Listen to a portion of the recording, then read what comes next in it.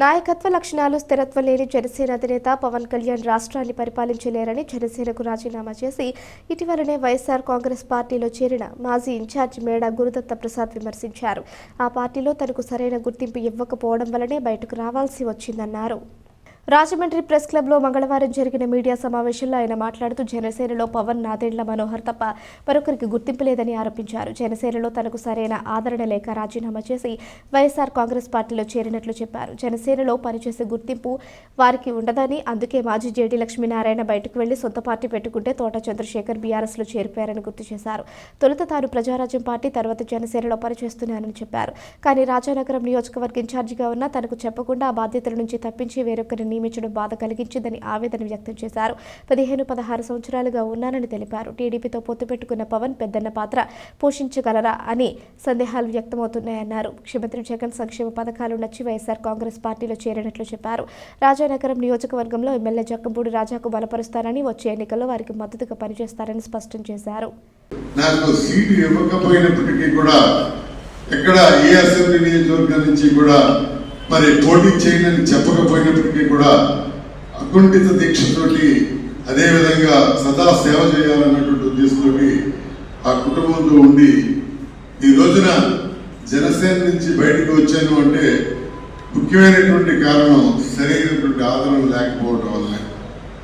ఈ 3 సంవత్సరాల్లోనూ కూడా జనసేనని అన్ని గ్రామాల్లోనూ బలోపేతం చేసిన సందర్భంలో మరి ఒకసారిగా నాకు తెలియకుండా ఈ 16 సంవత్సరాలు నేను పనిచేసినప్పటికీ కూడా వారు నన్ను అది గుర్తించకుండా అర్థవంతంగా నన్ను బాధ్యతల నుంచి తప్పించడం, ఇన్ఛార్జి బాధ్యతల నుంచి, అది కూడా నేను సోషల్ మీడియాలో చూసుకునేంత వరకు కూడా నాకు అర్థం కాలేదు.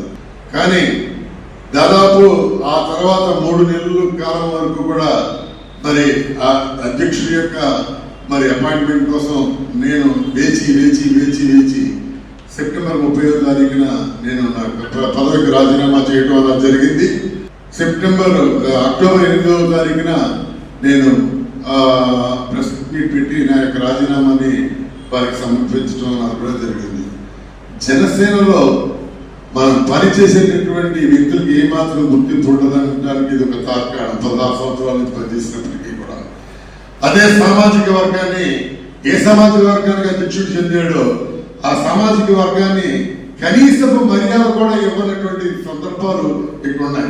అనేక మంది ఈ రోజున దాదాపు 15-16 మంది ఈ రోజున పార్టీ నుంచి బయటకు వెళ్ళిపోతున్నారంటే అక్కడ ఈ సామాజిక వర్గానికి ఏమాత్రం గౌరవం దొరుకుతుందో అన్నది కూడా ఒకసారి ప్రజలందరూ కూడా ఆలోచించవలసినటువంటి విషయం ఉంది.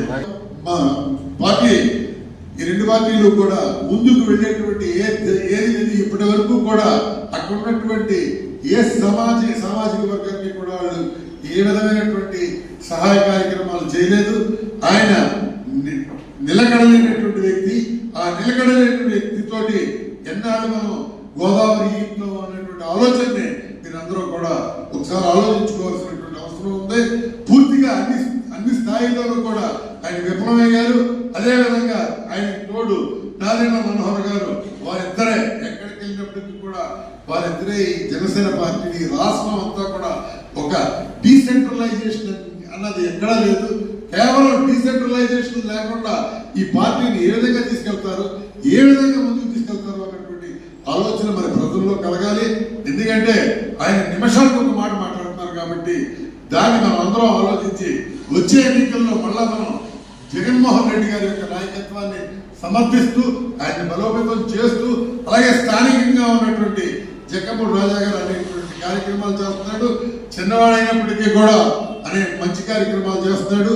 ఆయన కూడా మనం బలోపేతం చేసి వచ్చే ఎన్నికల్లో ఆయన పూర్తి స్థాయి విజయంతో మరలా ఎమ్మెల్యేగా నెగ్గించుకోవాలన్నటువంటి ఆకాంక్షతో ఈ రోజున నాకు జరిగినటువంటి ప్రభావాన్ని పాత్రికేయుల ముందు విన్నవించాలన్నటువంటి ఆలోచనతో ఈ రోజున ఈ కార్యక్రమాన్ని